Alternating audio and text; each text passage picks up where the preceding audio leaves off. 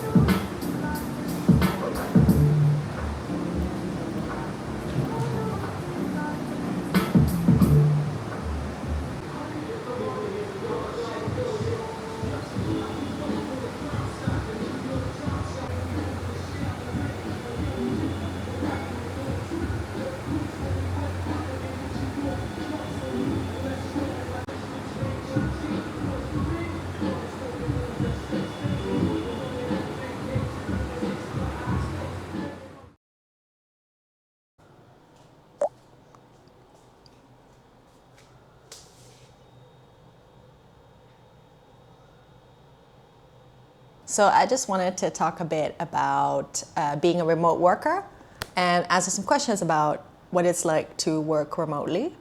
So the first question is that someone asked in one of my previous vlogs was, how did I get a remote job?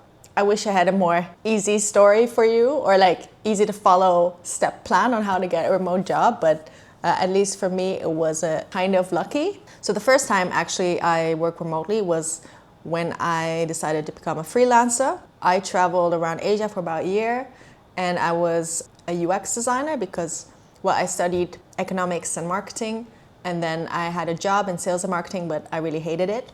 So then I decided to do a course in UX design, and I then wanted to go live the digital nomad lifestyle, which was around 8 or 9 years ago. Just started out as a freelancer, but I had no experience as a UX designer, so it was really hard. So what I was mostly doing was designing websites. But yeah, it was really hard because I wanted to be a UX designer, but I didn't get any UX jobs. I got more like website design jobs, which was just building websites on WordPress. So I was like, I don't want to do that. So I got a job in Amsterdam, and I moved back to Amsterdam and had a job there, and actually became a CX designer, so customer experience designer, because of my background in marketing as well. So I did that, and then after a while, I was in Amsterdam working at a company in Amsterdam.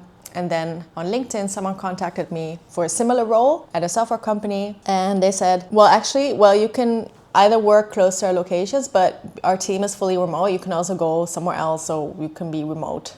And so I was like, wow, this is amazing. This is amazing. So I decided to become remote and move to Spain and work from there. I was still a freelancer because the company doesn't have an entity in Spain, so I had to become a contractor. Been working for the same company for 6 years, and that's how I became a remote worker. That's my story. I also wanted to share some tips on how to find a remote job. So it depends a bit what you do, like what's your specialty. If you do anything online, like online marketing or developing, engineering, content writing, these are all the best kind of specialties to get a job remotely, because you can do them just from your laptop, and if you have a Wi-Fi connection. If you have something like that, it's the easiest. Of course, then you have to either work for a company that allows remote working, or you have to be a freelancer, and you're basically your own boss, but you have to find your own clients. So I do know some people who do that, so it's not impossible. If you have any specialty that you can do that, like content writing or some sort of consulting, if you build up some experience that you can offer consulting services, then that's the way to go. I did also write a blog, I wrote a blog post about how to find a remote job and some tips, so I will have the link below in the description. I also have a blog post on what are the best remote companies hiring right now, and you can also find it below in the description. You can also ask your employer what are their thoughts on remote working. Nowadays, I feel like there's three types of companies. One type is, yes, they fully embrace remote working, and that's the way to go. And then there's another one that's like, well, you can work remotely, but you still need to be in the country of the headquarters most of the time, and you need to come to the office maybe once or twice a week, and that's hybrid working. And a lot of these companies also allow you to work from somewhere else for a couple weeks a year, so that's kind of the hybrid model. And then you have companies who are like, no, you need to go to the office, like there's no freedom here, so come to the office. So I feel like these are the three streams right now. But yeah, I hope that's helpful. If you have any other questions about remote working, just let me know in the comments, and I'll try to answer them in one of the next vlogs.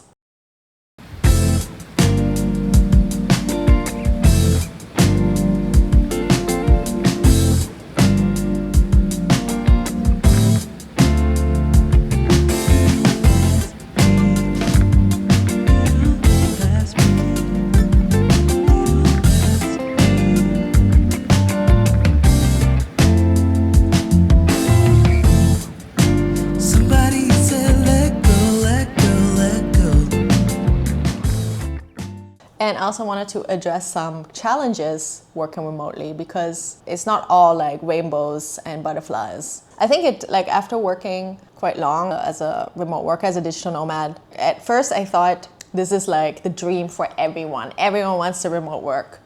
But now that I've talked to a lot of friends, a lot of people, I've seen how remote working goes. I lead a team that's remote. Well, it does take a certain type of person to be able to effectively work remotely. You need to be very organized. Like you need to be able, you wake up, you're not going to the office. You need to either go to the co-working space or you need to go sit your butt down on your office at 8 a.m., 9 a.m., whatever time you start working. And you need to be able to do your work. So you need to be very independent worker and be able to do that by your own. You don't need someone to tell you what to do. And there are people who need that. So, you have to think for yourself what kind of person you are and what you need. Like I also have friends who are like, well, actually I like going to the office because if I'm at home, I feel lonely and I don't have that social input. I need my coworkers around me to be productive, which is fair enough, It depends a bit on the role you have. Like if I go to the office, I feel drained. I feel really drained. I'm like, too many distractions. Like I don't get any work done. Yeah, it's not like I don't need social connection, but I can do that either outside of work or I have calls, I do have meetings that I can just be online. Maybe another challenge is maybe not if you have a remote contract with the employer, but if you are a freelancer or contractor, there's some significant admin work that you have to do, like you have to do your own taxes, you have to have your own business that you have to run, and then if you don't do your taxes well, like there can be serious consequences. So this is really important, but it's really boring stuff. So you have to be able to deal with that. You have to make time for it. So while you have more freedom, it also means more work and more responsibility because you have your own business as a freelancer. So I think you might be overthinking it. My heart is still stuck, it shows, it shows, it shows.